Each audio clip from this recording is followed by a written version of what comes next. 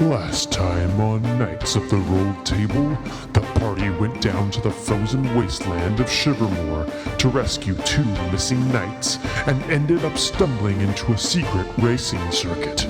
The contest is run by a mysterious vampire, Victor von Schnell, who admits to having the missing knights captive. He agrees to set them free if one of the group manages to win the race. The party meets their competition, including a masked figure who reveals himself to be Diedre's fiancé. Wait, what? Really? She had a fiancé? Oh, this is gonna be interesting.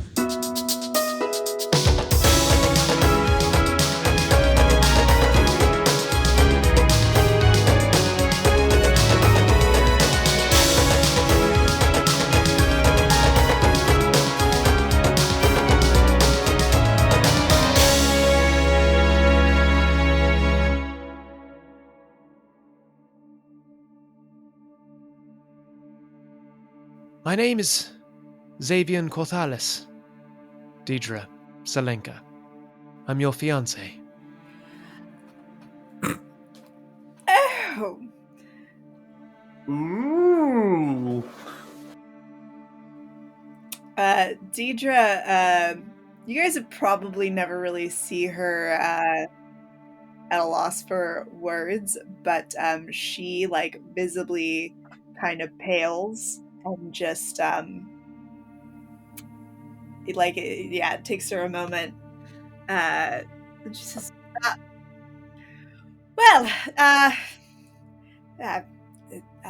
hello. I must say, I've only seen images of you. You haven't seen me, I suppose, but I recognized you. And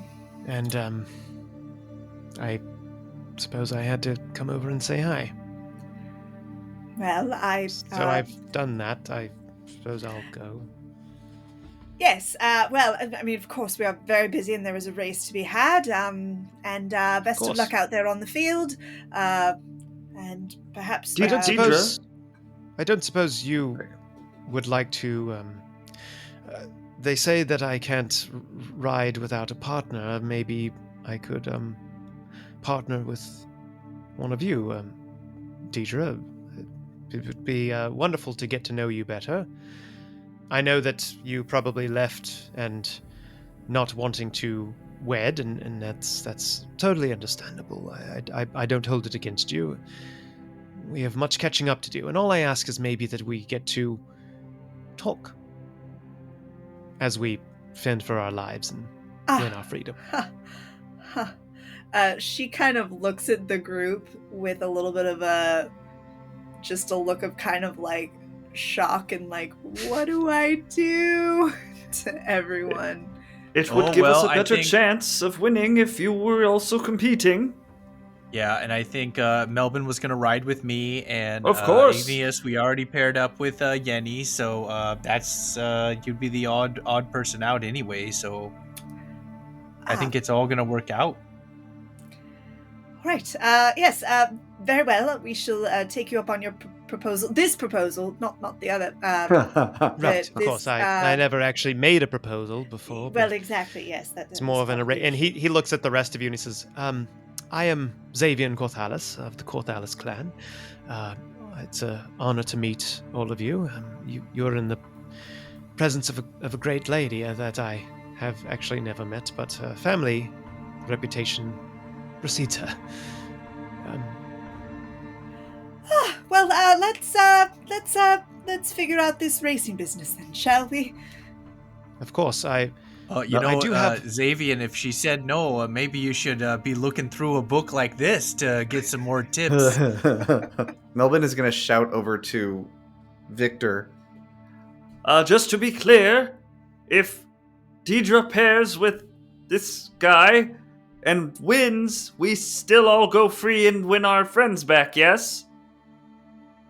Well, I suppose that is up to Mr. Corthales.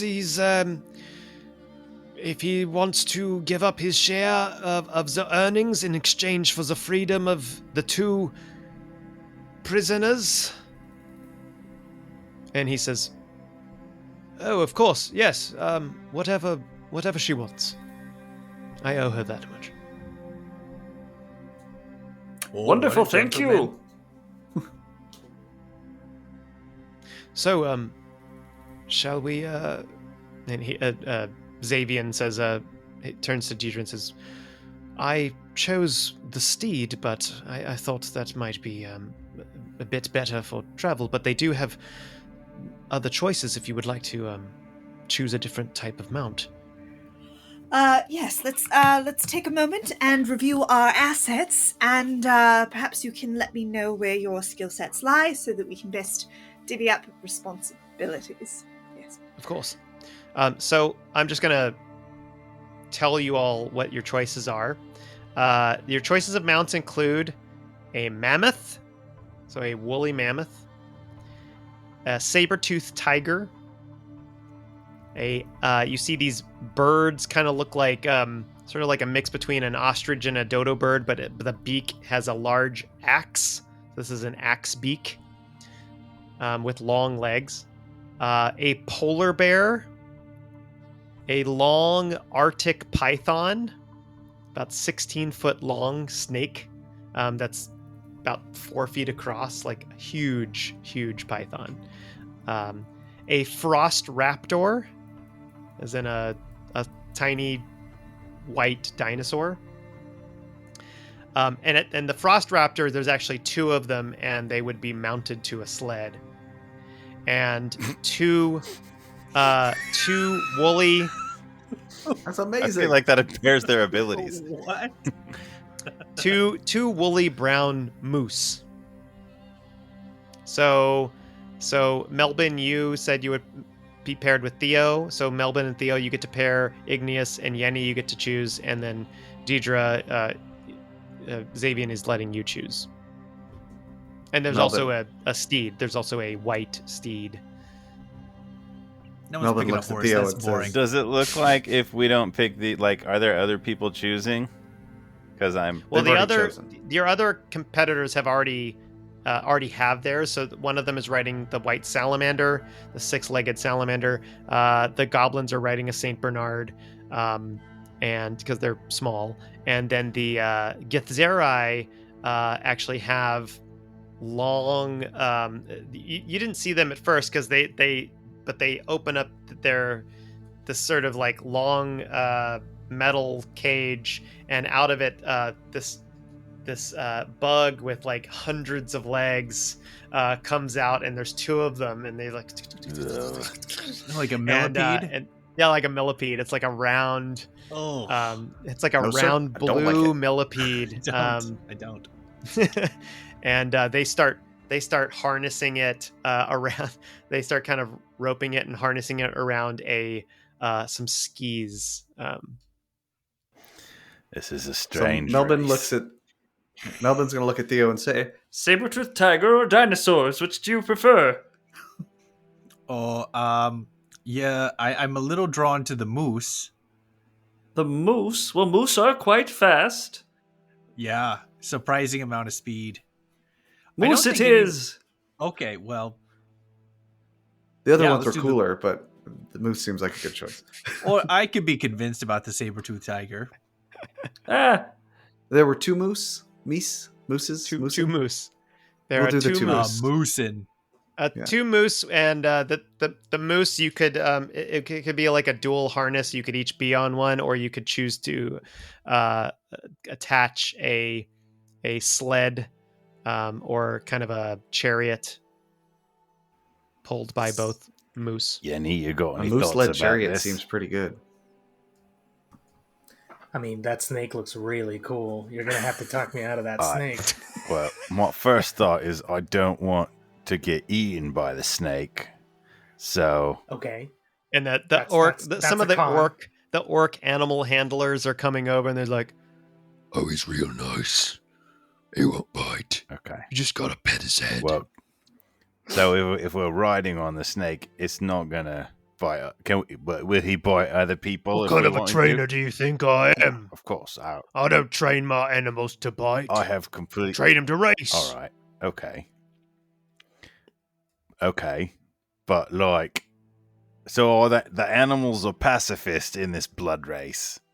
Or do they typically attack other people? If you could, you know what, here, I'm going to like maybe slip him a few coins. Like, hey, if you could maybe give us the inside scoop What do on you kind of gi- how what do you this give him? works. 5 How much gold do you give him? pieces. Okay, he takes it, looks at it, pockets it, and he's like, Right. The master over there, he's pretty kind of vague on how this whole thing works. So if you wouldn't mind giving us a few tips, that would be great. You seem like a smart person.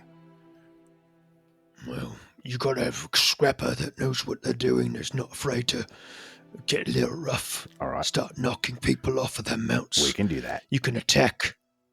Okay. You can attack by getting close. Anything goes out there. All right. Which of these You mounts? also have to have You also have to have a driver that's able to handle your mount. So you gotta have a good bond with your animal. Okay.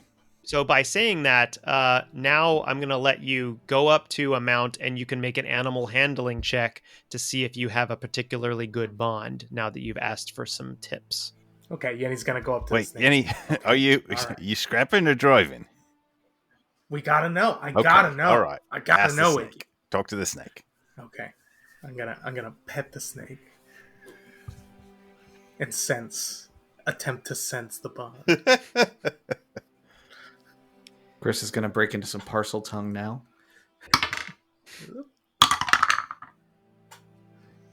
What's a 12 gonna give me? Let me roll for the snake. Oh, okay. Ride the snake. The snake is coiled up. The Arctic python is coiled up in its pen with some hay. And it what do you say to the snake? I say. Its name is Lulu. Oh. Lulu. And Lulu, the Arctic python, kind of lifts its head and its little slit eye looks at you. Kind of slithers its tongue out. Do you have a thirst for blood, Lulu? You see it sort of uncoil a little bit. Hey, Emily. I thought that was Lulu speaking, and then I looked up, like, Yeah, oh, no. okay, that makes more sense. Hi, I'm a snake. How's it going? No. So yeah, it says, it doesn't say anything. It just starts coiling a little bit close, and you can see it sort of pressing its body against the gate of its pen, and the orc comes up behind you, Yenni, and says, That means it likes you. Okay. I turn back to Igneous and I'm like, Iggy, you're really gonna have to talk me out of the snake, man. It's happening. I can feel if the it. snake likes you, that's fine. I feel like either of us could scrap. You wanna drive the snake? I don't feel like the As snake long as you likes can me hold on. especially.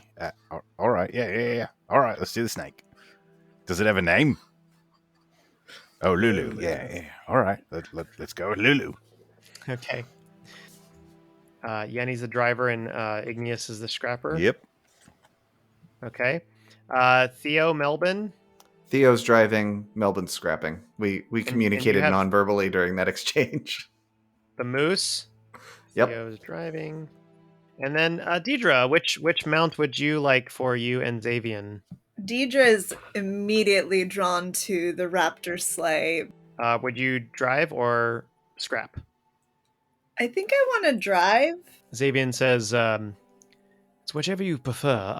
My skills lie with spears and also with archery as well, bows and arrows. See, I'm a little bit better with close quarters combat, which I'm not sure will serve us in this particular endeavor, but I'm quite dexterous and I have typically very fast reaction times, so I think I might be a good driver.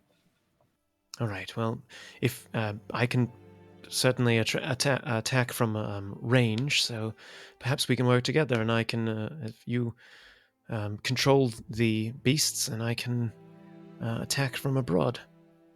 Lovely. This might work to our advantage. I guarantee we'll win.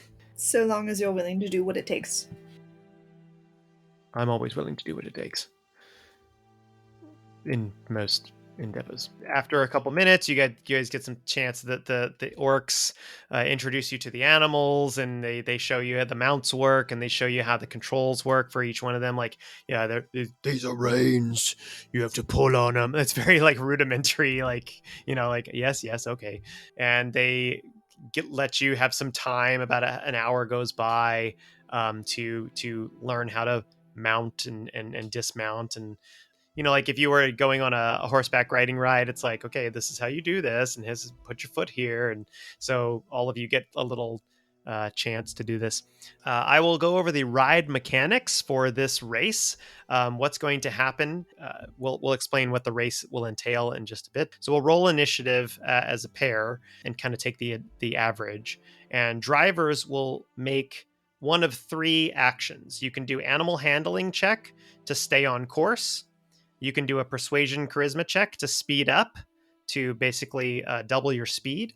Or you can do acrobatics dexterity to perform a stunt, which means you might, as a driver, you might ram into somebody else, or you might do something to cause a cloud of ice to confuse the person behind you, or that sort of thing. So I would like to swig my elixir of Dagani before we start this.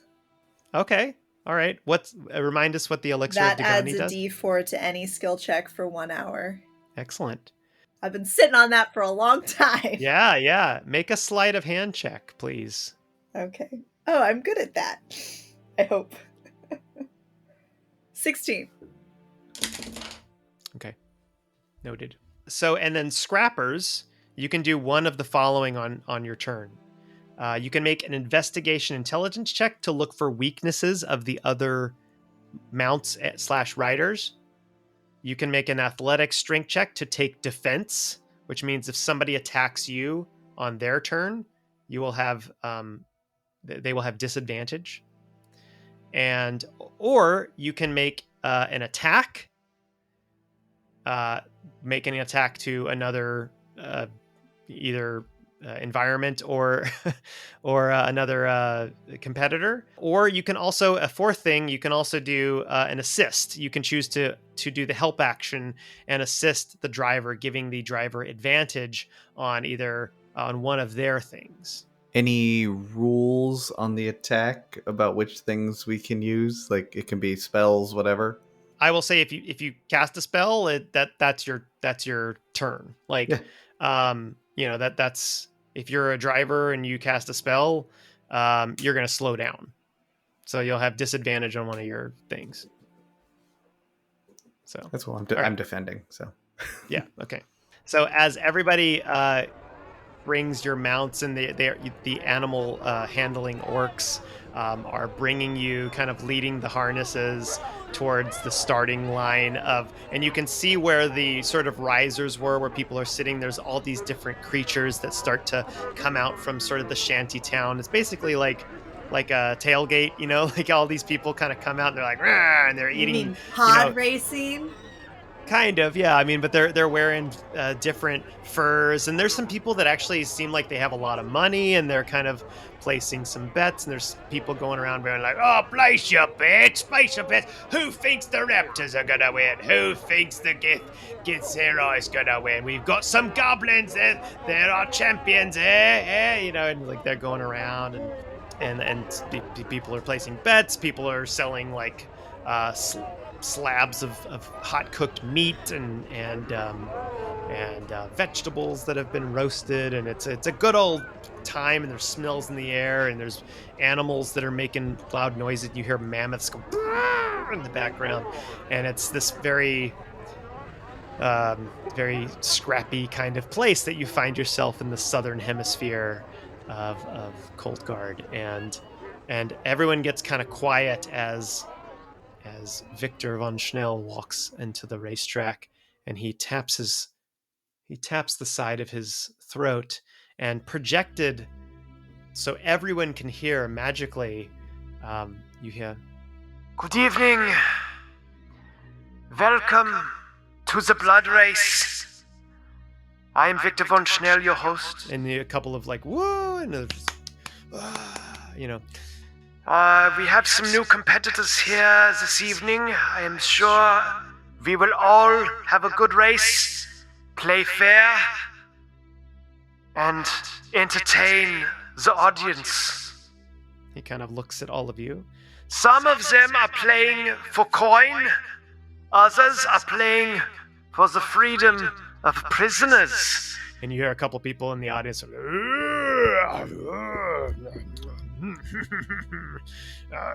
But whoever wins, we're looking forward to a fun and entertaining race. Whoever finishes first will be the winner. Anyone who comes in second or last or anything in between will be losers.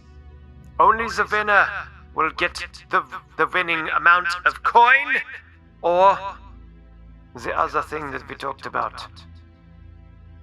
We are ready to begin unless our competitors have any questions or last things to say. All right, then let the race begin. And he kind of steps out from the side, and you see the very large frost giant Stegman, his henchman, step forward, and he goes, "Go!" And then and all of the various animals that make noises, the moose and the raptors, and they all just start their legs, and everybody starts moving, and the blood race has begun.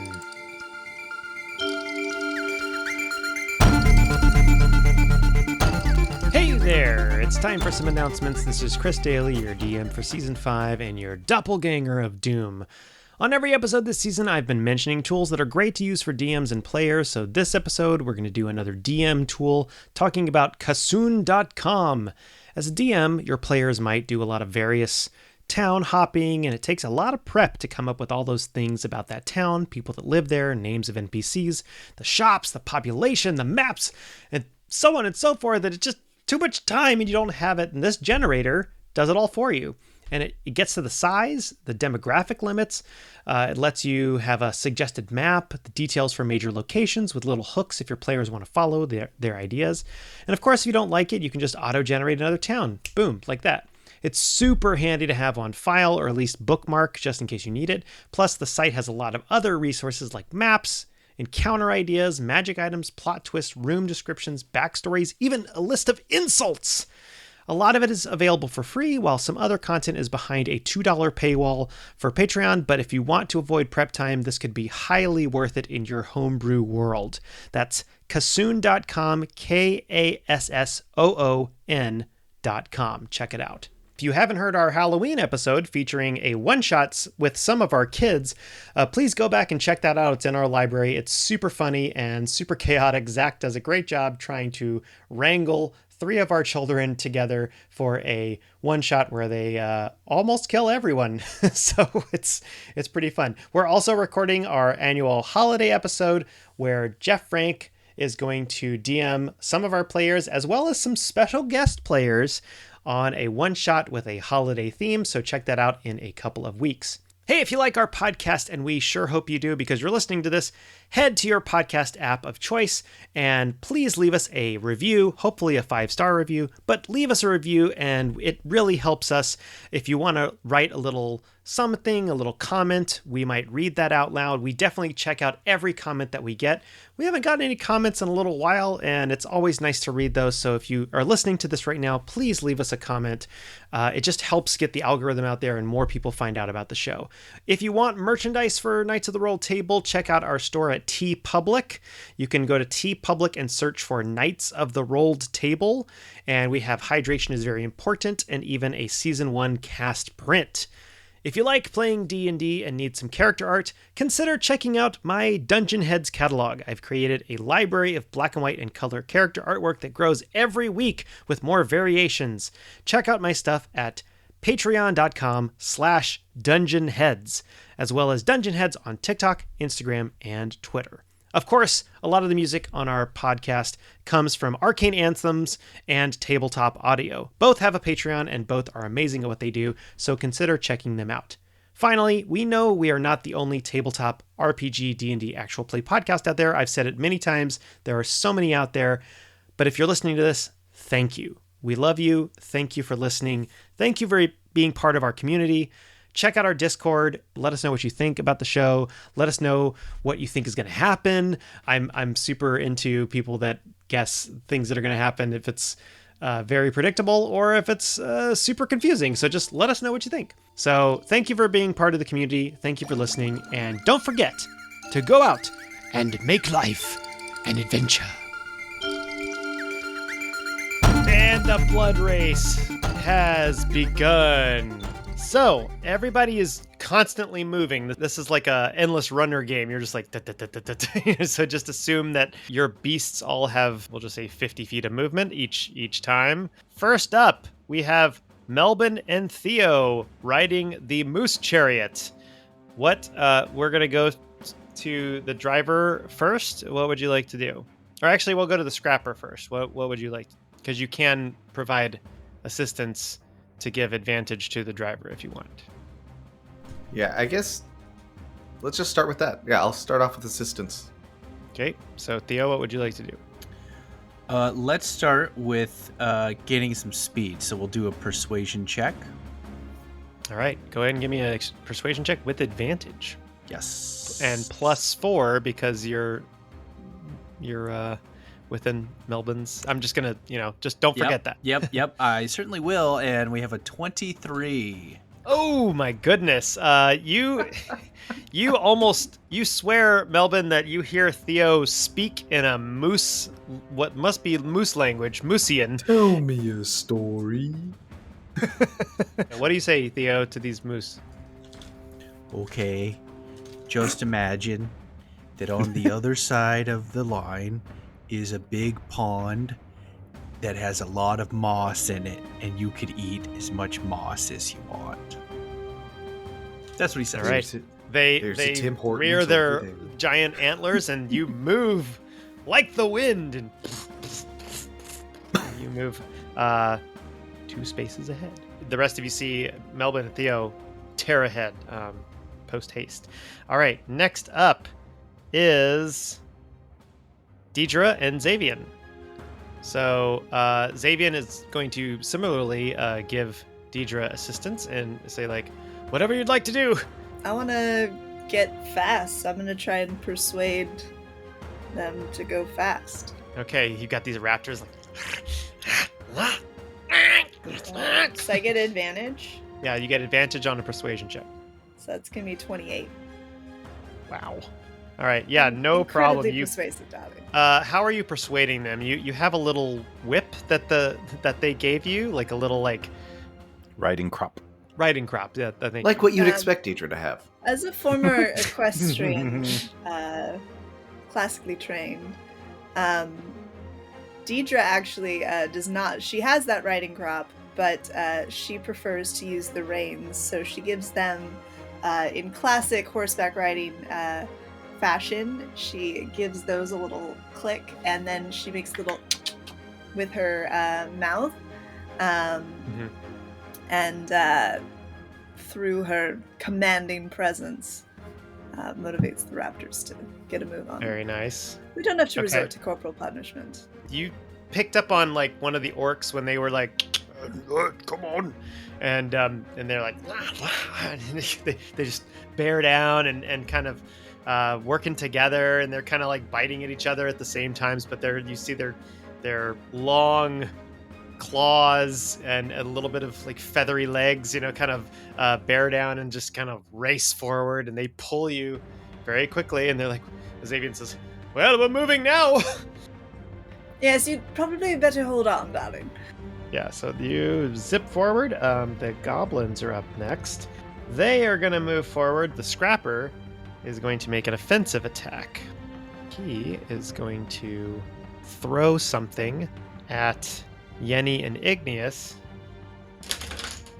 Yenni's the driver. Yenni, I need you to make a dexterity saving throw. Oh, okay. Okay, I got a 1, but I am lucky, so I can re-roll a 1 for for a saving throw. So, Good for you. yeah. How about a 2? Oh I mean, That's it's good. Okay. actually a 5. It's a 5. Okay. With my, A extras, 5. All right. but So yeah. you see this. You're like you're looking at Diedre and Xavier and Melbin and Theo, and you're like, oh yeah, they're doing really good. And you're like, okay, this snake, come on, snake, let's go. Yeah, And let's you don't see the goblins to your left, and just from the very edge of your eye, you kind of turn and look, and you see this small projectile kind of go flung into the air. And you're like, what's that? And all of a sudden, just this explosion. They threw a little bomb at you, and you try to dodge out of the way. I need both of you to actually make an athletics check. You certainly got hit by the explosion. 23, baby. Igneous? Well, for athletics, that I'm negative on 4. I also have evasion. Okay. So like dodge, dexterity, explodey kind of effects. But I'm great at acrobatics, but athletics, 4. Okay, so here's what happens. Both of you take 4 points of fire damage from the explosion, but you're going through it very quickly. But there's an explosion. You go through it. Yenni's like, and you turn around kind of to ask Igneous is like, hey, are you okay? And Igneous is not there. And you just see like Igneous is like, like running behind the snake trying to catch up. Igneous, as on your turn, I will give you an opportunity to jump back on the snake in some way, but that's the goblin's turn. It's your guys' turn. So here's what's going to happen. Igneous, if you want to make an attempt to try to jump back on the snake, because it is a snake and it's a python, and it's very long, you could leap back on the python, but you have to kind of climb your way, use your turn to try to get back up to the scrapper mount if you want to try to do that, or you can do something else if you want. How's the lighting on this in this race? The lighting, it's perpetually twilight. So there is light, shadows but and stuff. Yeah, there's light, but there's dim light, and it's an Arctic wasteland, so it's all the light that's there from the moon and the shimmering, it's all on white, so it's there's not a lot of shadows. How close am I to the goblins? Well, the goblins are 30 feet to your, what did I say, left? They're and they're ahead of you, so actually like more like 50 feet. I want to try to shadow step onto the German Shepherd. What are they riding? German Shepherd or Saint Bernard? Saint Bernard. I want to try to shadow step onto the Saint Bernard and then throw the goblins off of it. Okay. Shadow step's a bonus action. How far can you move with the shadow step? 60. All right, so you would get there. I'll let you do that. In order to throw them off, let's have you make a. It's got to be a strength check. So athletics. To be a contested strength check Against goblins, they can't be that strong. All right, 16. All right. So here's what happens. Igneous is running behind the snake, and he's like, "Hold on!" And he kind of goes down, like falls into a brief patch of shadow. There's a little mound of ice, and it's just enough where you can be like, "Huh!" And you pop up right in front of the shadow of the Saint Bernard. Grab a goblin. He's like, and he's talking in goblin. He's like, I really threw the bomb at that one. He gets pulled off to the side and yanked off of the Saint Bernard. This is the driver, or are you going for the scrapper? Yeah, I'll take out the driver. Okay, so you yank the driver off to the side, and he tumbles off. Yenni, you are still riding the snake. Igneous has disappeared. And what would you like? What would you like to? Yeah, he's actually slightly in front of you to the left. I'll say that you notice him. And you're like, whoa! Since it looks like he's busy, Probably let's go forward until Okay. he's ready to kind of jump over here. Let's go, All right. Lulu. Go ahead and make an animal handling. Persuasion. Okay. 11? 11. All right. Yeah. You guys move forward one space. It's not going to do it. So the snake is like... Just regular speed. It's just kind of like, all right, and it just kind of moves. It doesn't seem like it's going any faster, but yeah, just enough. But you're keeping steady pace with the goblins, but you're about 20 feet behind the goblins to the right. Now it is, after y'all, it is the Githzerai. They are going to move forward as well. Advantage. Okay.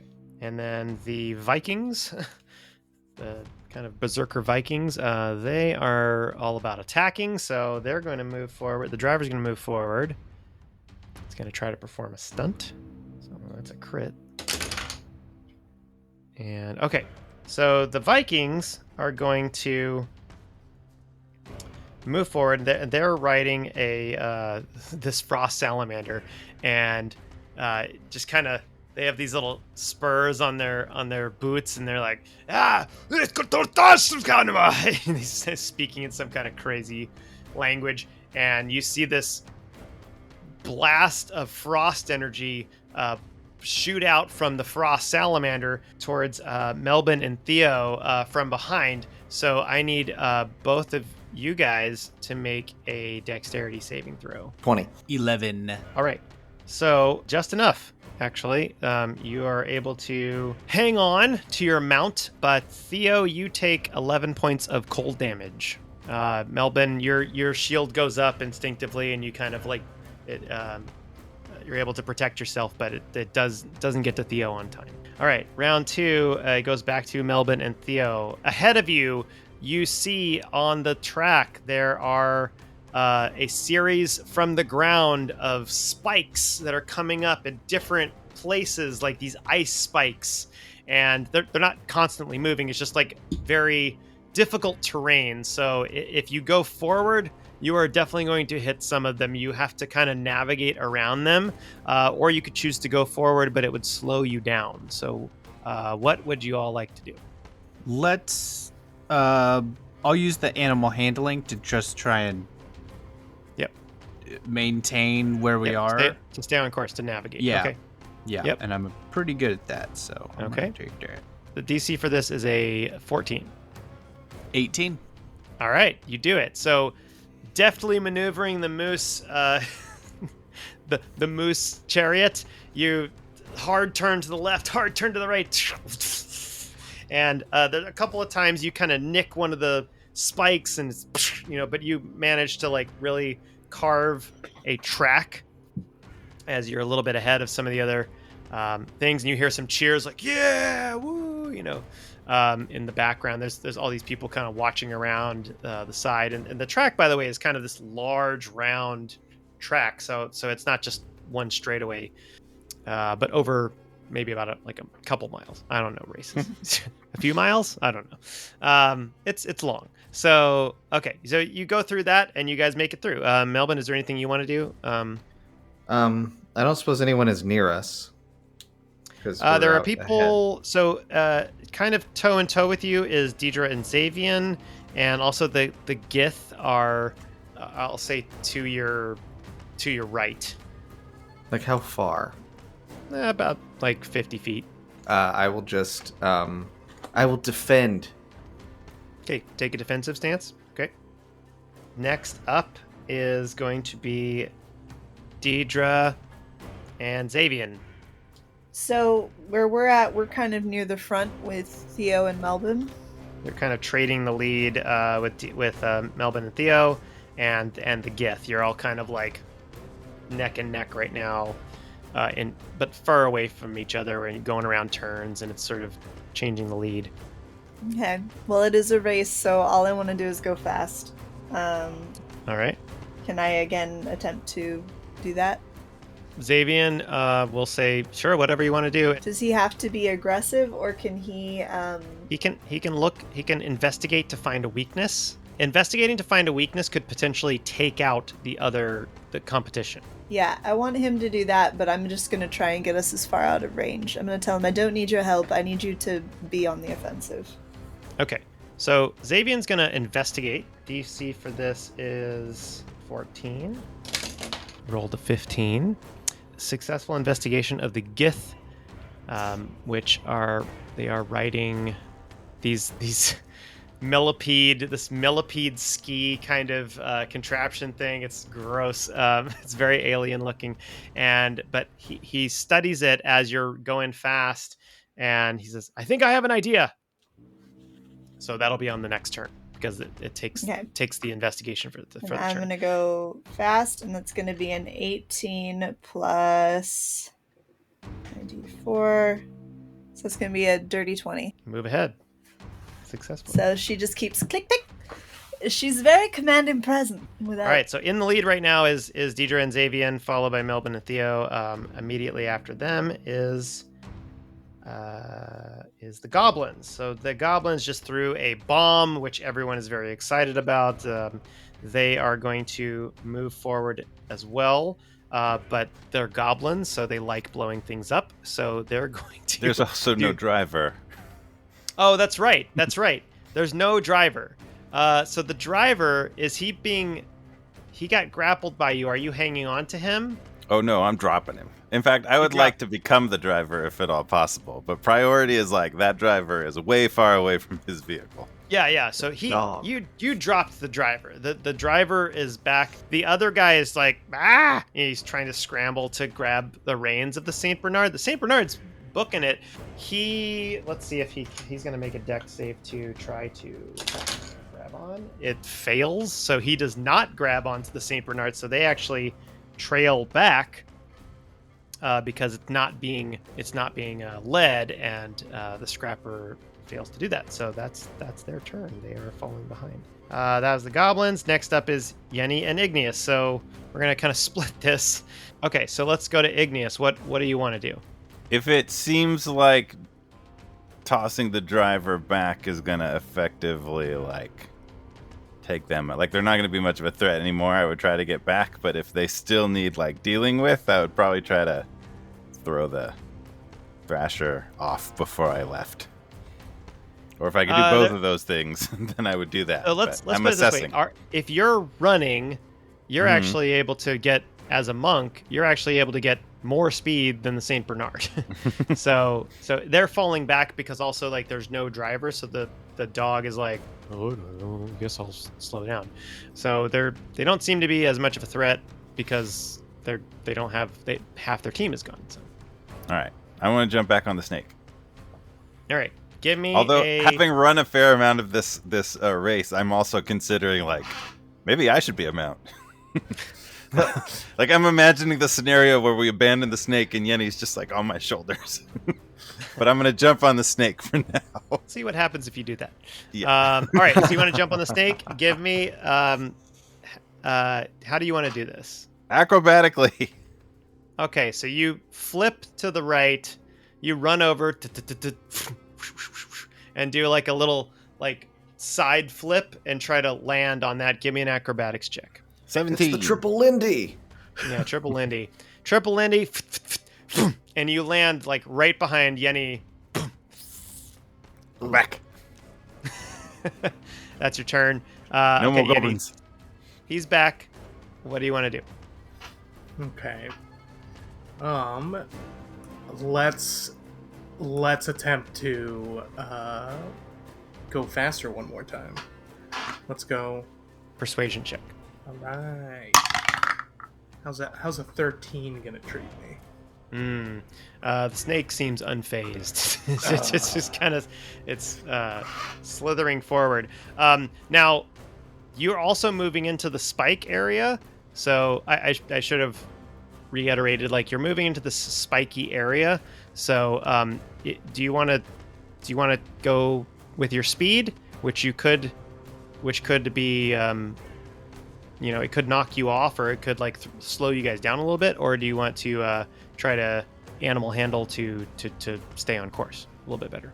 I mean, considering we are on a snake, we're probably better slithering over speeding. So, I guess animal handling makes more sense. You can re-roll. That's fine. If it's worse, I'm just going with a 13, though. It's it's almost identical. It's like a 12. I'll just go with the 13. Okay, so 13 for animal handling. Yeah, so the snake seems like all right, and then it just kind of takes its time. It does slow down a little bit. When it's slithering through these sort of spiky protrusions in the ground, and you're losing a little bit of ground, but you are moving forward in the race. So serpentine. Yeah, you're definitely serpentining right now. All right, next up is the Gith. They're kind of on the same level right now with you guys. They're going to move forward, and then the Scrapper is going to look over at Diedre and Xavian, and it's going to reach out its hand, and I need Diedre and Xavian, which is myself, to make an intelligence saving throw. Gith are making a mind attack because they have psychic abilities. That's 14. 14. Xavian rolled an 11. All right. Both of those are going to fail, unfortunately. What this means for you is you are now convinced that going left is the right direction. So you make a hard left, and you're like, let's go this way. You just like turn the raptors, and Xavian's like, yes! and he's fully convinced this is correct. I will say for one round, you're going to be going in the wrong direction, which means it's going to slow you down a little bit. Ooh. But I feel really good about it. You feel really confident this is like, maybe it's a shortcut. That's the Gith's turn, and finally the Vikings are going to... They're just going to go for speed this time, so they're going to catch up with Melbin and Theo with that. Okay. Are they the ones that are on the six-legged creature? Yeah, they're on the Frost Salamander. Diedre and Xavian have made it through the spikes, but they are now going in a strangely wrong direction. But it's Melbin and Theo's turn. You make it through the spikes. The road is clear for now. What would you like to do? You kind of come around the first turn. Cool. What do you think, a speed boost? No one is immediately near us, right? So the Vikings are closing up. I think we should probably deal with the offending parties. So I actually would like to do an investigation on the Vikings. Detect their weaknesses. So the Vikings are riding this Frost Salamander, and go ahead and make a investigation check. Natural 20, 23. Oh, dang. Okay. You get the sense, and Theo confers with you as you're writing, that Frost Salamanders are definitely weak to fire, and any kind of flame or fire would throw this thing off its game permanently. They hate it. So cool. That's what I got for you. That's their definite weakness. Can I get a free action to yell, Iggy, hit them with fire? You can yell it. Theo, what do you want to do? Since we have a clear path, we're going to try and go for more speed. Give me a persuasion check. 17. 17 will do it. All right, so you move up 2 spaces. Excellent. So you guys move into the lead. As you guys go forward, you notice an approaching tunnel that's coming up, like an ice tunnel. You just see that in the distance. Next up, Diedre and Xavian, you kind of snap out of it and you realize, oh crap, we're going in the wrong direction. So you can right yourselves and start going back. What would y'all like to do? I want to do that. Is that Xavian's like, what? We're going in the wrong direction. Diedre. I might need some assistance to get us back on track. If we can get close to the Gith, I know what their weakness is. How far are we from the Gith? They're about 50 feet away. If we go laterally back in their direction, we might not be in the lead, but I can at least make a shot. If I can get 30 feet away from them, I can make a shot, and I think I can take them out. Do I have to do the animal handling, or can I do like a stunt to try and have us do like a peel out turn, like in Mario Kart, where you kind of jump a little bit Yeah, And, if you like- do a stunt, I'll let you drift, and you can. and like you can, in the drifting, you get a little burst of speed too. yeah, Get you some of those blue sparks. yeah. If you can do an acrobatics, and and instead of moving one space, you move 2 spaces. You'll basically use one burst of speed to get back on track, and then you'll use another one to actually move forward. Yes, I want to do that. Okay. Acrobatics. But I'm not getting. No advantage, so you're got to beat a 13. That's a 16. Do you want me to do my D4? Or does it matter? No, that's fine. You beat it. So you guys get close enough. So Xavier is going to make an attack with his bow and arrow. Releases it, and it shoots towards the outer shell of these millipedes, but it goes right in between them. And it doesn't quite make purchase. And it's like, so close. Hold on, I got another shot. He gets another shot. Extra attack. Split Robin Zero in twain. This one hits the head of one of the millipedes, and the millipede makes this squeal, this kind of like alien, like, and it turns to the side, and the Gith that are on these ice skis are like, whoa there, you know, and they start peeling off to the left, like kind of completely turning around. The millipedes start balling up, and then they just kind of peel out. So they are taken out. Woohoo! Woo! Yeah. Nicely done! I'm not going to say the goblins are out yet, because one of them is still riding the dog, although they're slowing down. But now it's the goblin. The goblin. It's going to, again, this is going to determine if it stays in the race or not. It's going to try to make a athletics to try, or dexterity check to try to grab the reins single-handedly. And it rolled a 2. So it's just like, and it in its scramble to grab the reins, it actually drops a bomb right in front of it. And the dog sees this, knowing it's a bomb, does not like these bombs, and runs hard left, and the goblin goes boom, boom, bounces off of the dog, off of the St. Bernard, lands next to the bomb that had just dropped as he was trying to grab the reins. Is like, uh-oh. He just blows himself up. So goblins are out. Woohoo! Yeah. Only one more bad guy to defeat. What's the last bad guy? I'm trying to remember. The last bad guys are Vikings. So now it's Yenni and Igneous' turn. You guys are on the snake. You're currently behind everyone else, so you're trailing. You just saw this goblin blow himself up. You're starting to pass the Gith, who one of their millipedes got shot, and they're sort of trying to reclaim what dignity they have. But what do y'all want to do? I get up to that frost salamander. Do you want to pull a stunt? Well, I want to burn them badly, so probably just want to scorching ray the frost salamander. Okay. We could have the snake sort of pull a maneuver to throw you up in the air and get you closer. That sounds fun. Can we do that? Sure. Since the snake is try. long, if it's like slithering, can it like launch me up in the air off of then like catch 'em in the the back back? slither? I shoot down at them and then I land on the front of it, or vice versa. You can make a stunt. Yeah, let's try it. You can make a acrobatics check for the snake. Acrobatics, okay. Yenni. Yeah. It's gonna be 16. 16 will do it. So you kind of talk to the snake, and you're like, "Lift up your tail. Lift Come up your on, tail. Lulu. Come on. Do the catapult thing that we talked about." You gotta whip And- it, Lulu. I want to be flung up in the air at the peak of the flip. I'm gonna shoot down, scorching ray at the frost salamander, All right. and then I want to land back on the snake.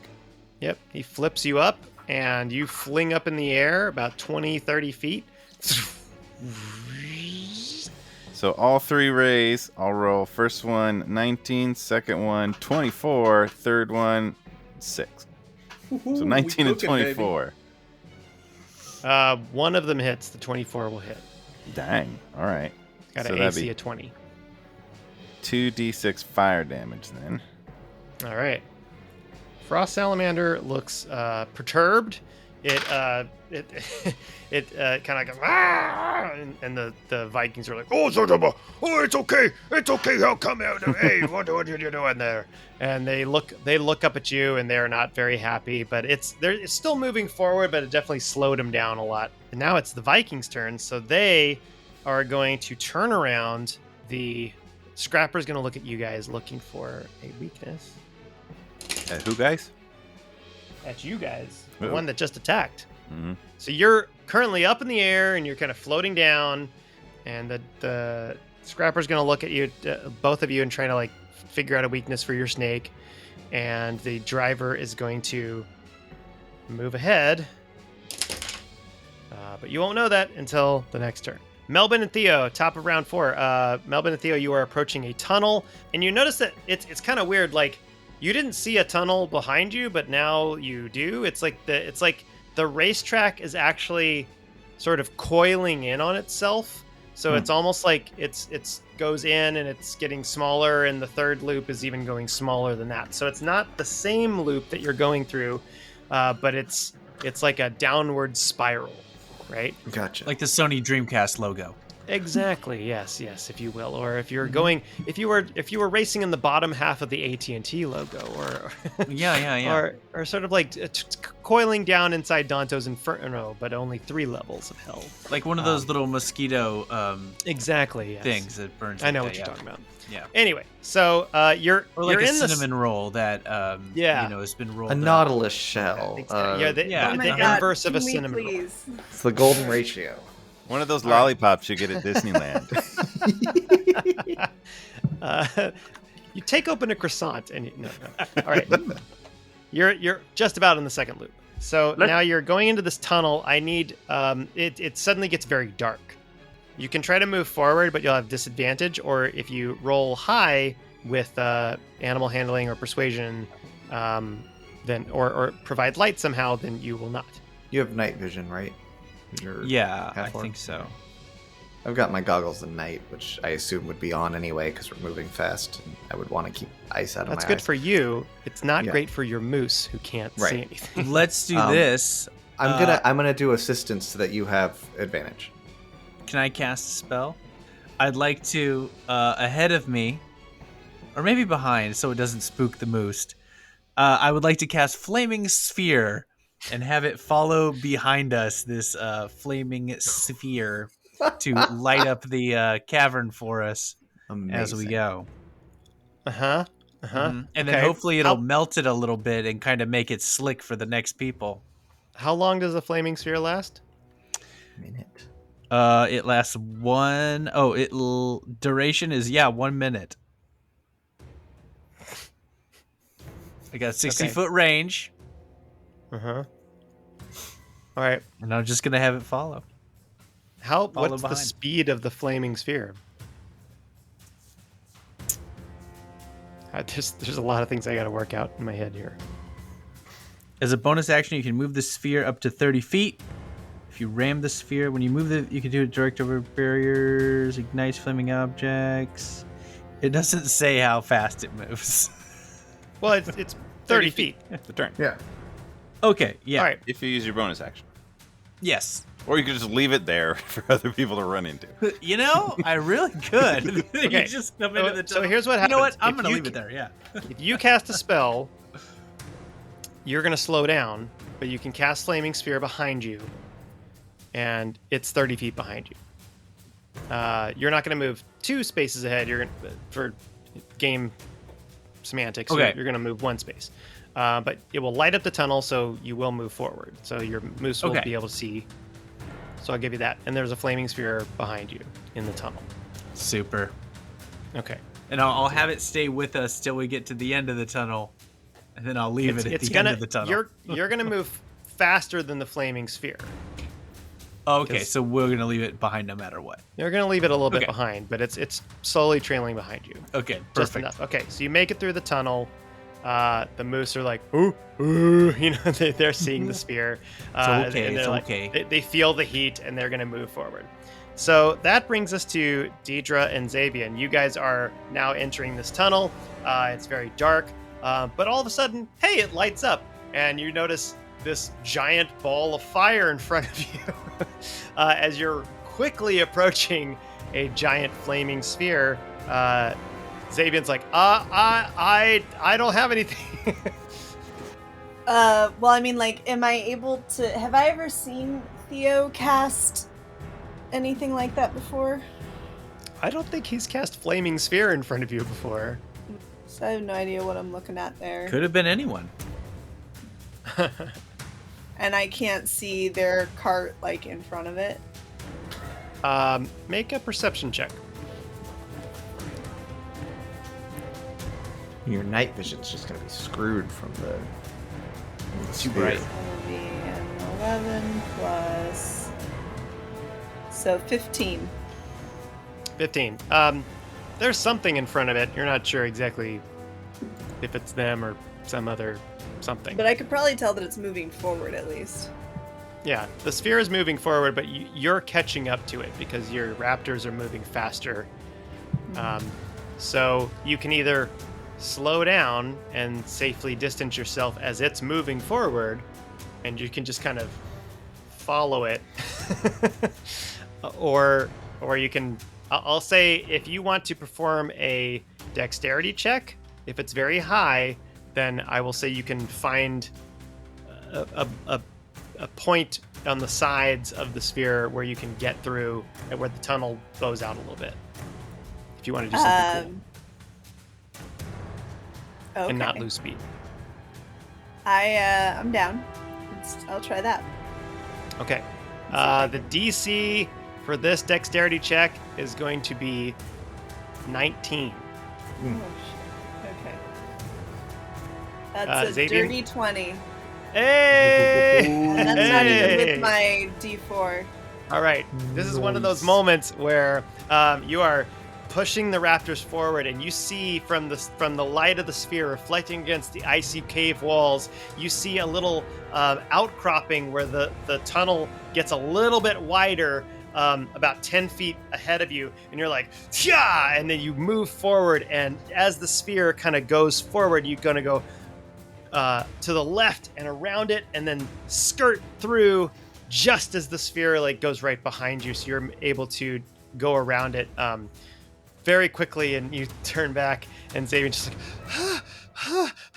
like, well done. Everything's fine. That was a little bit close, but you sure know how to handle your raptors. Yes, are you going to make yourself useful, or are you just going to stand there looking pretty? I shot the millipede, and that was moments ago. We're moving forward. He takes a defensive maneuver and is ready to shield. Fine. All right, you made it through the tunnel. Woo! Are we in front now of Theo and Melbin? Next up is Yenni and Igneous. Now you guys are you're on the snake. You're approaching this tunnel. What do you want to do? We're kind of behind everyone, right? You're a little bit behind. Yes. Okay. So the we probably Vikings are in wanna... front of you. Oh, got it. Do we want to take another swipe at the Vikings? Yes. All right. How do we do it? Let's see. Do you want me to just get you up close as possible to him? Or do you want to try another kind of stunt? Could the snake just wrap up the Viking? Like, hold on. We don't need to win. Igneous, I need you to make a dexterity save because you catapulted up in the air, and now we need to figure out if you're going to land. All right. Okay. 11. Damn it. I have plus 9 to a dexterity save, and the result is 11. All right. So you land on the snake on its tail, and you're like, ah! Like it's dragging your feet, and it's kind of whipping you back and forth. Skiing. You have hold of it, but you're like holding on, and it's going to take your turn to climb up the back of the snake as it's whipping its, second half or lower half around. So Yenni, what do you want to do? Are the walls of the tunnel smooth? Like, could we pull some sort of corkscrew maneuver and go upside down? And Like then, Men in Black? Yeah. Yeah, you could. That'd be. I'd say that's a stunt. Okay. Okay. What's the purpose of? What is your? Do you want to sneak up on the Vikings, or do you want to make it hard for them to hit you? Or We're riding a giant anaconda. If we could just crush the Vikings, I'd be happy with that. Yeah. I think we maybe want to do an attack as our next thing, or position ourselves to attack as well as possible. I'll say if you do that, it will throw off the likely. It'll give them disadvantage on attacking you. So if it's successful, this is going to be a stunt. So it's a what did I say? A dexterity check. The check is going to be a 19. Got it. Okay. All right. Here we go. We got it. Okay. A 10. A 10's not a 19.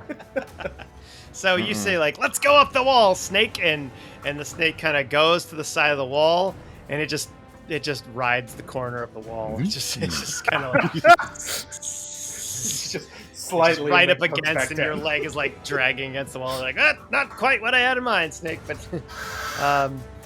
so you don't necessarily slow down, but you don't go up the wall and do something cool. You're just right up against the wall of the thing, and you see this giant flaming sphere in front of you. It's 30 feet in front of you. All right, so you're in the tunnel. That's a problem for next turn, us. That's a problem for the next turn. It lasts a minute. All right, the Vikings are now going through the tunnel. They are technically in front of you, so as you guys are moving to the side, they're going to try to attack, and they have knowledge of something, so they're going to get right up close to you and make an attack. The one that made a intelligence check found out what the weakness, kind of determined a weakness, possibly that could take out your sled, your moose sled. I'm going to say it's going to make an attack. Are they going after Yenni and Igneous? Yenni. Sorry, it's the snake. The snake. Mm-hmm.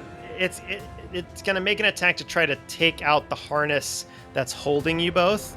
There's like a harness around the snake. So if it's successful, I'm going to make this a DC of 18. And if it's successful, the harness is going to break, and we will see what happens at that point. So, Viking attacks with an axe. Rolled a 2. So it just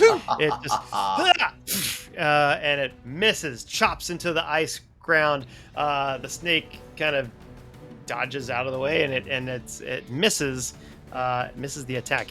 You kind of get the sense like, oh crap, they're going for the harness, but it does not make purchase. And the driver is going to kind of and move forward. So it's going to make also did not work. So it does not move forward, and it actually kind of levels out with you. They slow down a little bit, so now you guys are neck and neck with the Vikings, also behind this flaming sphere.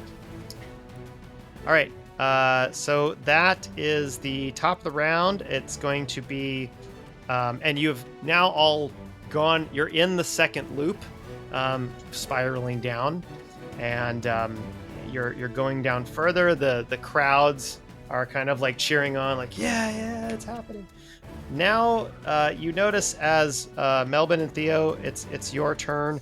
You notice about 100 feet in front of you, there is a slight ramp of ice, and then there's a gap.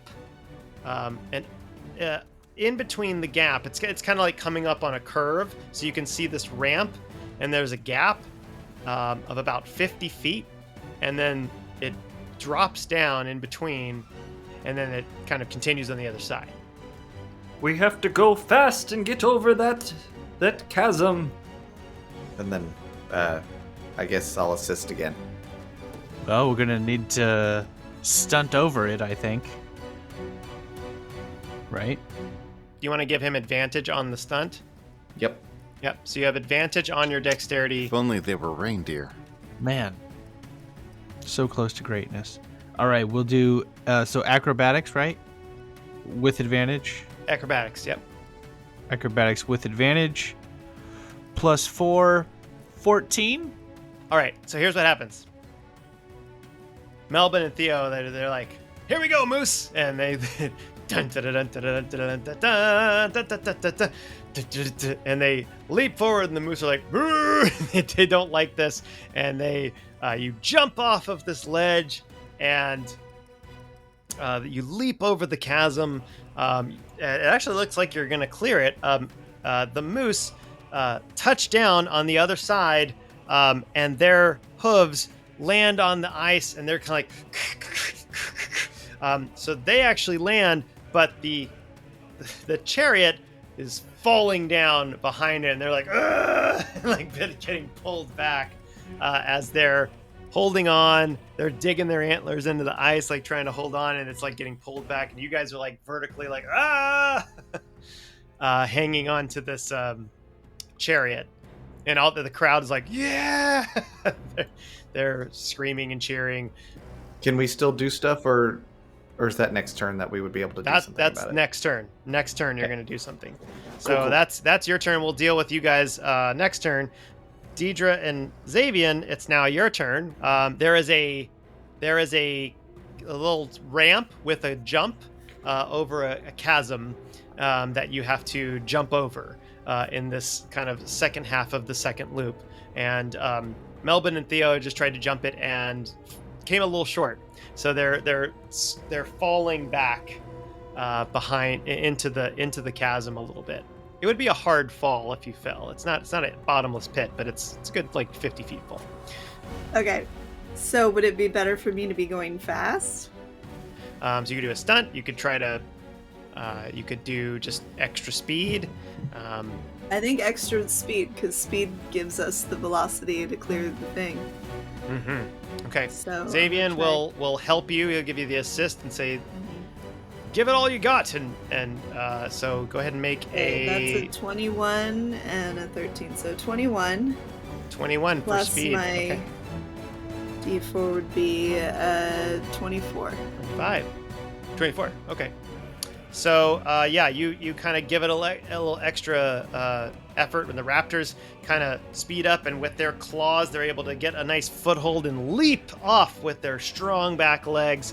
And you swear the raptors having a little bit of bird tendencies, they even give a little like extra push with their little flappy arms, and you're leaping forward, and you see underneath you Melbin and Theo just like and you go over and clear the landing and continue to run with your raptors.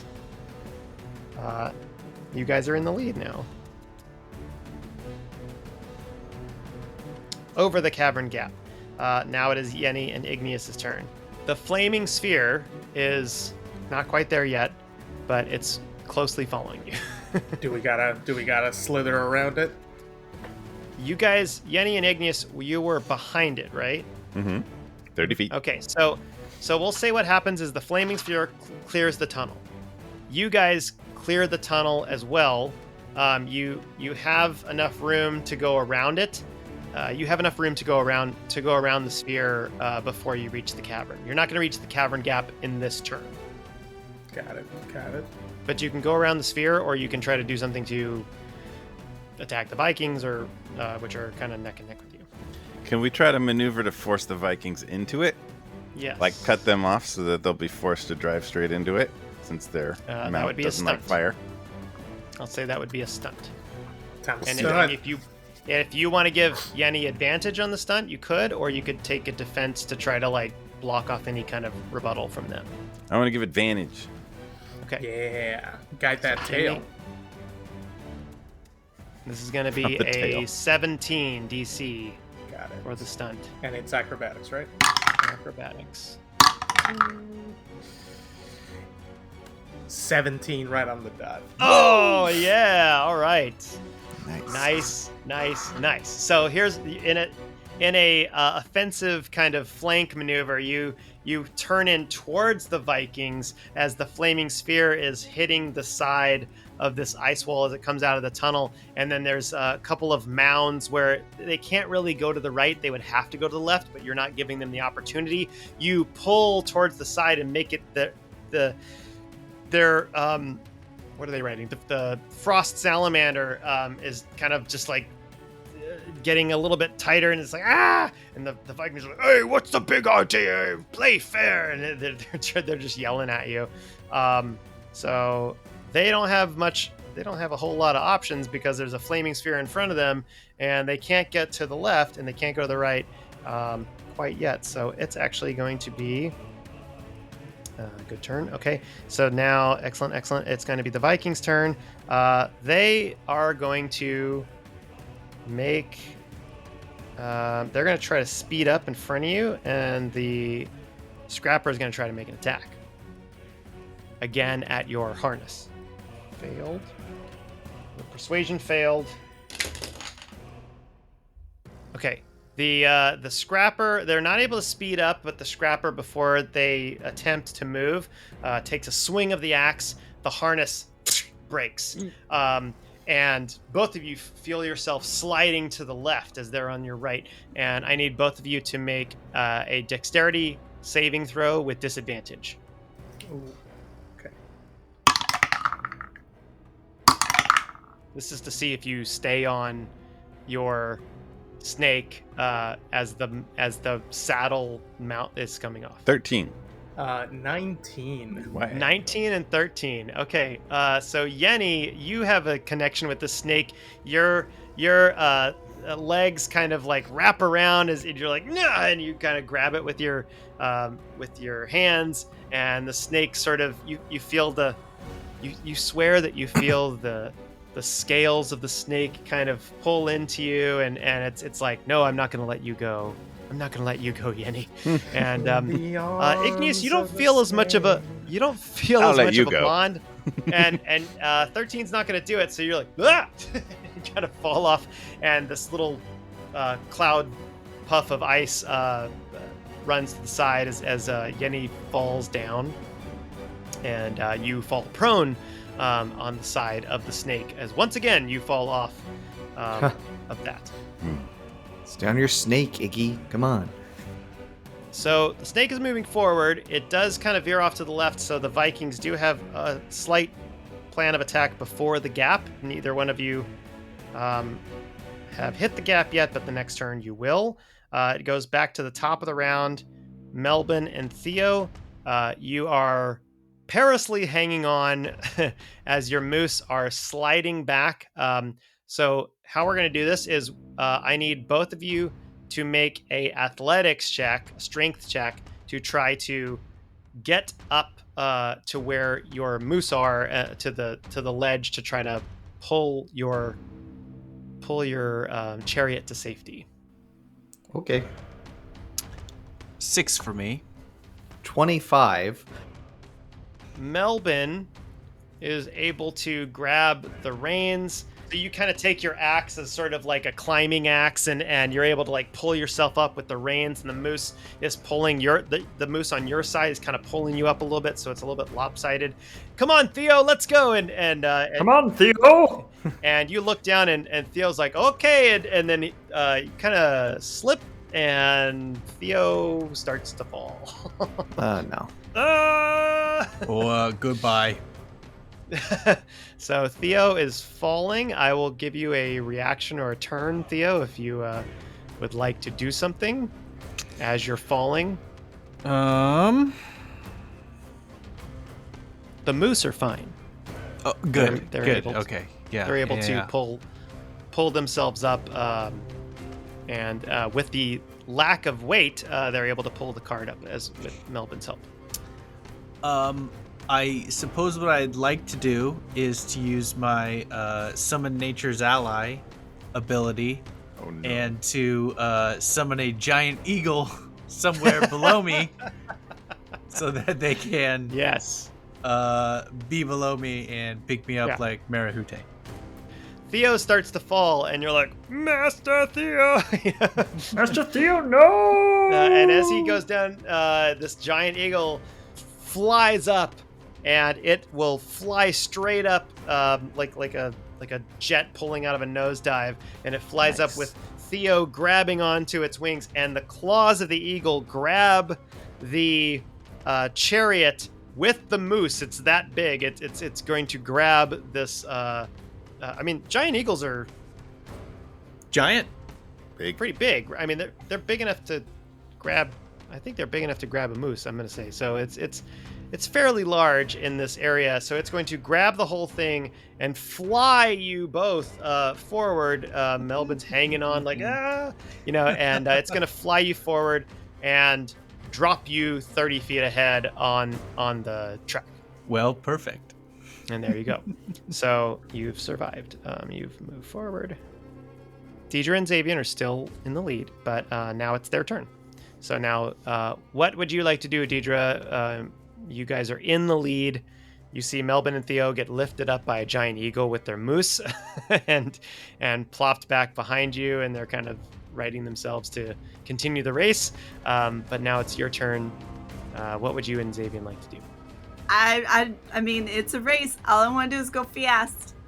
You actually are now in the third loop. It is a very quick loop. So in 2 rounds, if you're still in the lead, you will close the gap and you will essentially win the race. Okay. Yeah, so, I want to tell my fiance that he's on defense, but my goal is just to get us as quick as possible to that finish line. Do you want him to give you advantage, or you want him on defense? I want him on defense. Okay. All right. So go ahead and give me a. You want to speed up, so give me a persuasion check. 25. And that's not even with my D4. Yeah, that's fine. Okay, so you get a little boost of speed. He pulls out his spears and gets ready for any kind of anything that he can help out with. And as that's happening, you notice in front of you. All of the orcs that were escorting you see all of these orc figures step out from the side, and they pull their various weapons, and they're basically going to try to take some swipes at you as you're going through this gauntlet of orc weapons. So they're gonna make some attacks, but because Xavier is doing defense, he's going to try to fight them off, so they have disadvantage. What is your armor class? 17. Okay, so that's not going to hit. So they, try to make some swipes. You're going so fast with the raptors, and the raptors are kind of like nipping at some of the orcs, and they're like, and you're just able to dodge and maneuver, and the hits that do hit the sled, and not, they're not actually like making contact with anything vital on the raptors or on you all, so you're able to get through the gauntlet without too much of a problem. Now it's Yenni and Igneous' turn. Is Flaming Sphere a concentration spell? I believe it is. Okay, roll a what is this, concentration? No, roll a it's con, isn't it? Constitution. Yeah, thank you. Roll a Constitution save. Actually, just roll a Constitution check. +4. Oh, if it was a save, Plus it'd be 4. +4. Yeah, so not +4. Just roll a Constitution check for me. 9. So the Flaming Spear goes away. Gonzo. That's okay. Probably almost falling to my death made me lose my concentration. Yenni and Igneous, you see this Flaming Sphere go away. Ugh. That's great. Oh, crap. There's a big gap in front of you. So you do not... It was blocking your vision, so you didn't quite see that. And now, what would you all like to do to try to get over this gap? I'm not on the snake. I fell prone before. Oh, that's right. So it's just Yenni. So you can't get advantage. You can either speed up or do a stunt. What do you want to do with your snake? Oof, I mean, is it possible to pick Iggy back up before going Can forward? I try to get on the snake first before he leaps over a chasm? Yeah. Sure. Okay. Yeah. I want to shadow. I'm in the cave, so it's dark. I want to shadow step. You're out of the cave, but you're in a recessed area of the loop, so I'll say that there are some shadows you can shadow step on the snake. Without that's your turn. If I'm not in the cave and the Vikings are behind me, because I still want to mess with them if possible, but are they still in the cave behind where the flaming spear was going to be? No, you guys are out of the cave. You made it through the cave. Okay. But the Vikings How far am I from the snake at this point, and how far am I from the Vikings? I mean... Are we all together? You're all together. You're all kind of near each other. I mean, it's either one or the other. It's like you can jump on the snake or you can do something with the Vikings. All right. So, I'll run up to jump on the snake. Okay. You make it on the python. And Yenni, you can make the jump. You won't have advantage, but you can just make a stunt. If you want to do a stunt, acrobatics, or you can persuade to speed up the snake. My acrobatics is better, so let's stunt it up. Okay, so you're gonna try that climb on the wall again. Yeah, let's get fancy. Okay, is a 16 gonna do it? 16. All right, so you're like, come on, let's do that wall ride thing again, snake, and you, the snake looks kind of raises its head a little bit, and it slithers off to the side and goes up to the right wall, and it leaps forward. If you've seen a snake kind of coil itself and then elastic spring, it just pounces forward, and you almost have to grab on a little bit tighter because it jumps a lot further than you think possible, and this giant python leaps over the cavern with no problem and lands on the other side, coiled up, and then unsprings and goes forward and keeps sliding. So you both make it over.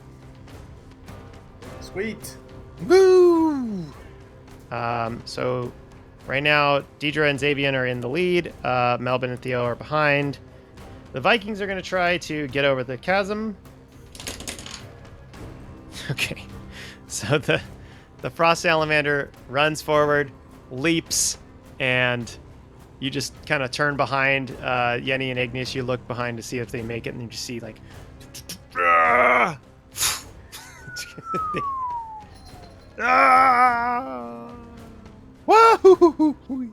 Yeah, the Wilhelm yell. They do not make the jump.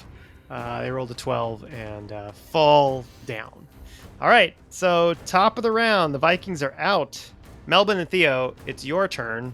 You're in the lead, or you're not in the lead, but you have the chance to take the lead from Diedre and Xavier if you want to, if you move 2 steps forward and just go for speed. I mean, yeah. Yeah, let's do that. Why wouldn't we do that? All right, so if you want to go for that, so that means Theo, give me a persuasion charisma check with advantage. 21. Yeah. 21. All right. The DC was 19, so it was very high. So you're like, come on, Moose! And you find this extra boost of speed, and you feel almost like the senses of nature have reinvigorated you, with the eagle giving you a little bit of a boost, like a running leap as you hit the ground running, like wheels of a car that gets dropped from the air, and it's just like a Bond thing. But it's moose. So they are galloping past Diedre and Xavier now, just barely passing them forward, neck and neck. Diedre and Xavier, it is now your turn. Well, I don't back down from a challenge. I want to see, can I push past and hit the finish line before then? Yeah, give me a persuasion check. Xavier will back you up on this. So again, the DC is 19. If you get above a 19, then you guys will take the lead. That first one was an 8. 14. There's no way I could hit a 19. Oh! All right. So the raptors see these big moose, and the moose are bigger than the raptors, and they're gonna continue to move forward. They don't quite close the gap, but they are able to just keep up just barely with that. And Yenni and Igneous, it's your turn. I'll leave the finish for the final thing here. So are we? Are you we guys? all the way You in guys, the you're in the back. You're about. You can go for speed and be within one length of the others if you want, or you can do something really crazy and try to close the gap. But it's going to be a real high DC. back? Okay. All right. I don't know what that would be on your What do snake. you think? What do you think, Iggy? I mean, if we just want to stop and like taunt the Vikings at the bottom of the chasm, I'm fine with that. Or we can dash for all it's worth and just try to make it an awesome 3-way finish. I feel triumphant already. Let's try and see how straight a snake can go. We'll just try for speed. Full snake all right. speed. Full snake speed ahead. Okay, snake speed ahead.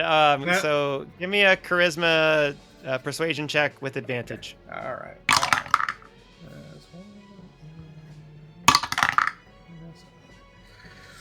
13. 13 is not going to do it.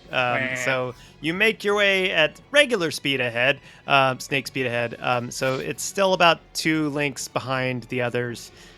So what that means is it's between Diedre and Xavier and Melbin and Theo. Melbin and Theo are just slightly in the lead, but it's still pretty close. You are reaching the finish line, and to see who finishes first, I need both teams to and the crowd is oh, look, the moose, oh, the raptors, and then you see all these like, Hey, it's Team Moose, and that's the Raptors. The Raptors are ahead. No, the Moose is ahead. Raptors ahead again. No, the antlers are in the lead, and they both animals lean forward, and and it's just happening so fast. So I need both teams to tell me how you want to try to finish the race, or if you want to try to do something just to sway off the others. Do you want to go for speed, or do you want to try to distract the other team?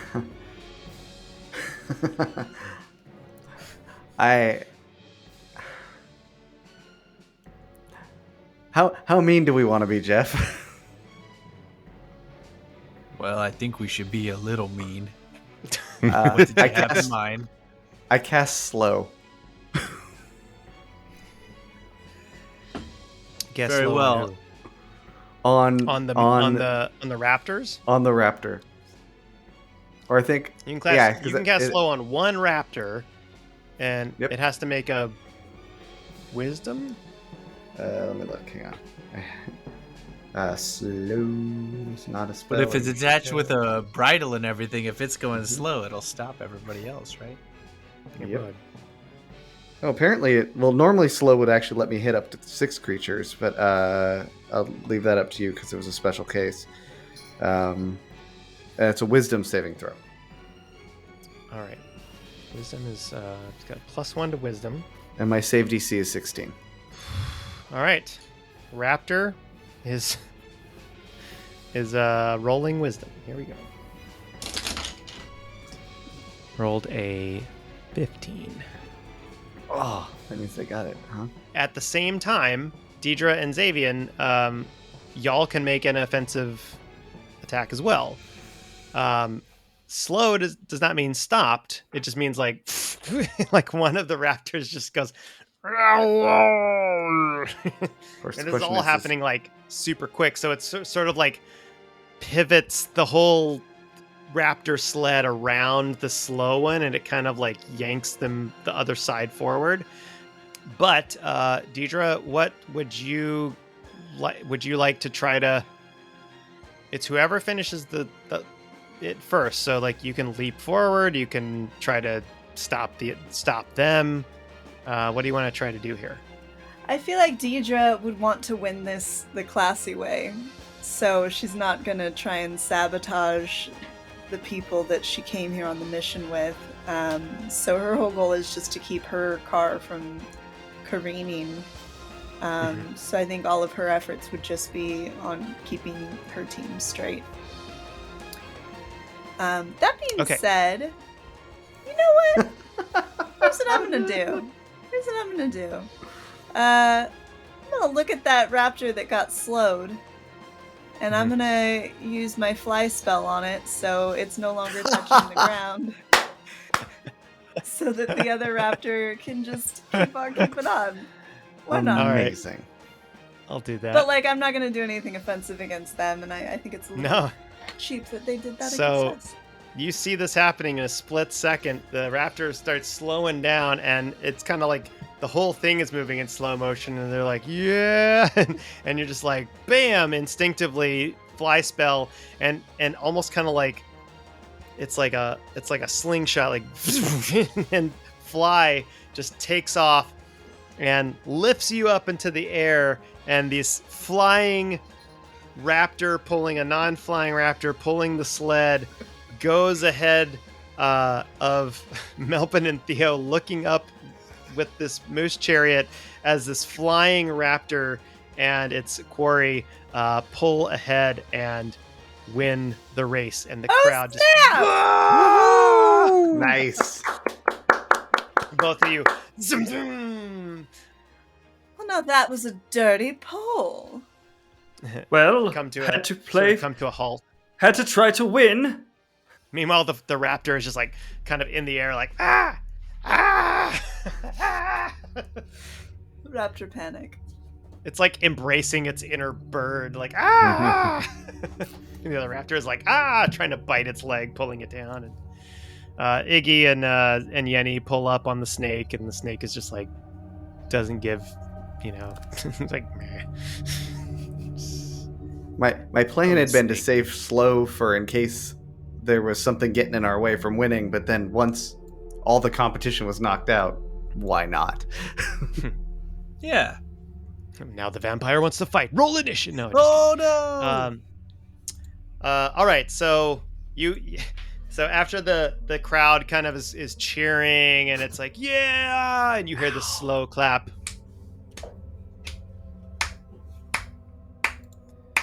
Yes, that was very good. Yeah, I like that. That was a good show. You guys not disappoint. Well, as promised, I will release my quarry of the two prisoners. One moment. It's too bad about the others. They were good races, especially the goblins, but, not entirely. I don't suppose you would want to stick around and take up racing professionally, because some of you are quite good. You might have a future here, and you could make quite a lot of money. Oh, we have duties elsewhere. We must help those who need helping. And whatever else my oaths say. I might come around if I've got time, but we've got some other things to clean up before that. I'm afraid this is far too dirty and garish for my taste. Well, I understand that, my dear. I know that this is not the kind of establishment that fine people might be used to, but I have been around for over 1,200 years, and I have lived in places that you cannot even imagine. But I digress. If you ever need to know anything about, I don't know, vampires or perhaps racing or animals, let me know. I might be able to assist you. What was his name again? Oh, Victor von Schnell.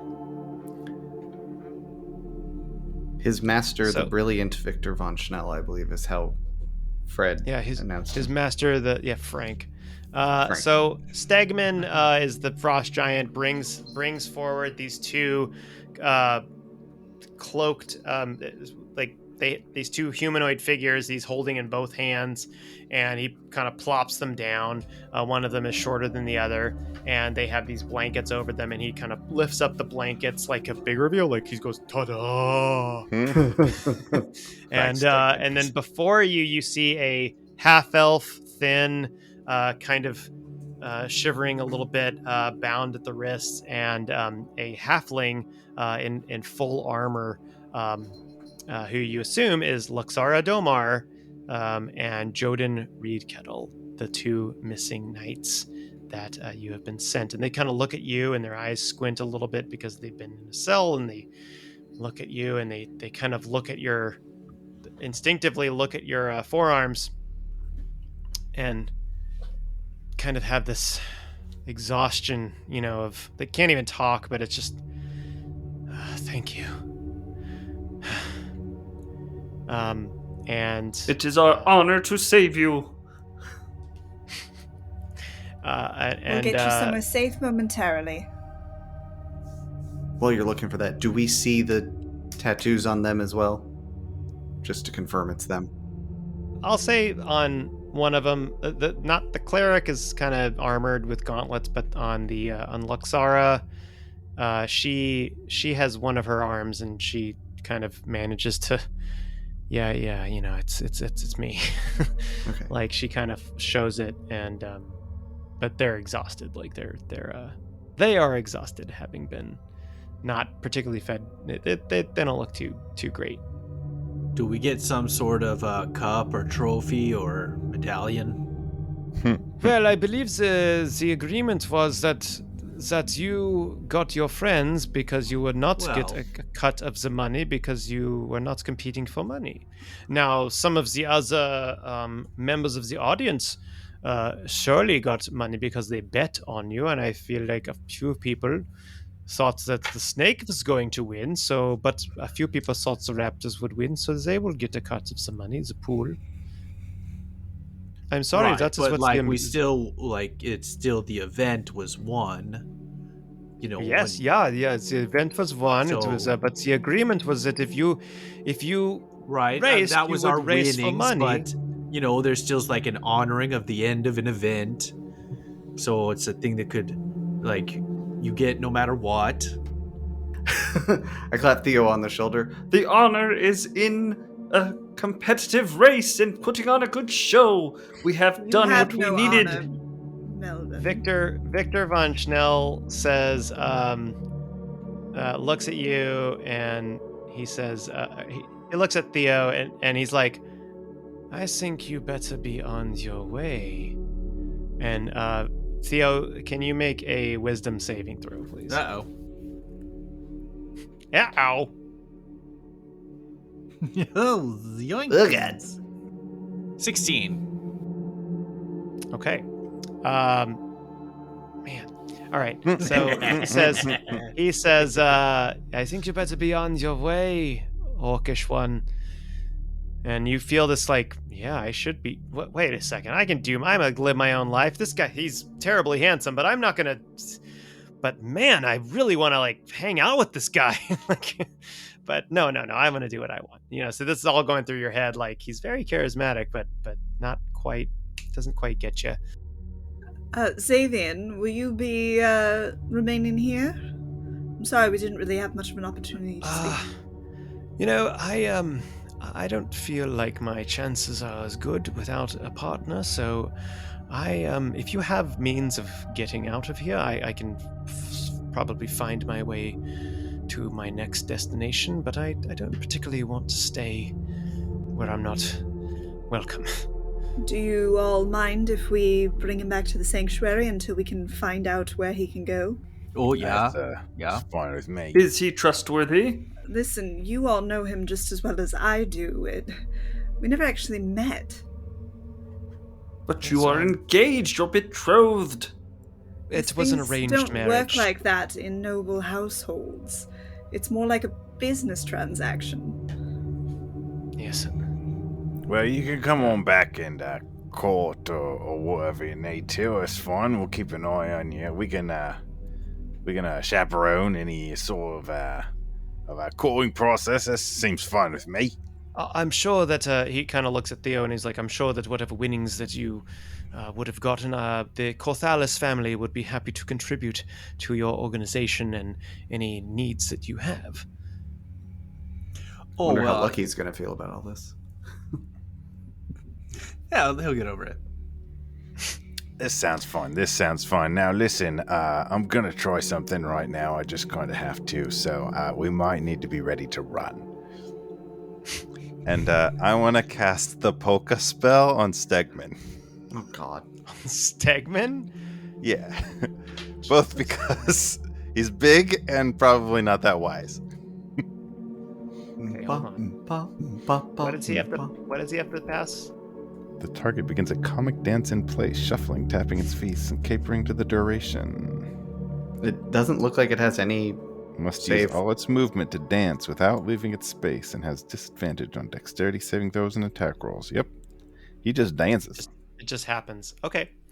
Level It's 6. wisdom. All right. It's wisdom to get out of it. It looks like. Once they've started Okay. dancing. Yeah, it just happens. All right. So you cast Otto's Irresistible Dance. You want to cast it on Victor von Schnell? Yeah. All right. That's the best So idea Victor we've von had in a Schnell long says, time.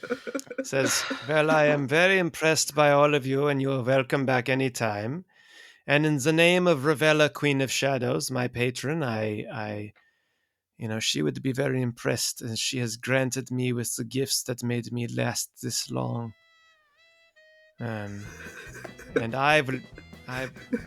what is happening with my legs? What? And so nothing. He's kind of like he finds a little tap. He's like starting to tap, but he's not quite. I'm sorry, I don't.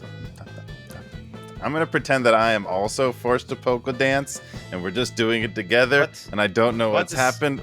What's happening? What? Why are you As doing we this run, to me? we leave back to the portal. Let's go. Oh, this is weird. Portal, polka Stegman? music. What's going on? Stegman, help us. Go. Back to the portal. Stegman looks at his master, and he also starts dancing. And his form of dancing Stegman's is doing just it too. Oh, this making is so big steps. strange. just boom, boom, boom, and then and as Stegman and the master Victor von Schnell are doing this kind of weird like stepping dance, all of the crowd is looking at them like, what the? And then they're like, yeah, okay, let's go. Do it too. And they're all like trying to polka dance. Polka party. All the people are doing this, and a couple of people are like, what's going on? And the ground is shaking because Stegman is bouncing on the ground, and it is just a polka massacre hootenanny. So Hooray! We amazing. saved the day. Hooray! And you all double tap on your tattoos, and Xavian is like holding on to Diedre to Diedre, Diedre's cape, and you zip back as you go back to Glorn, your home base, where another adventure will await you. You did it! Yay!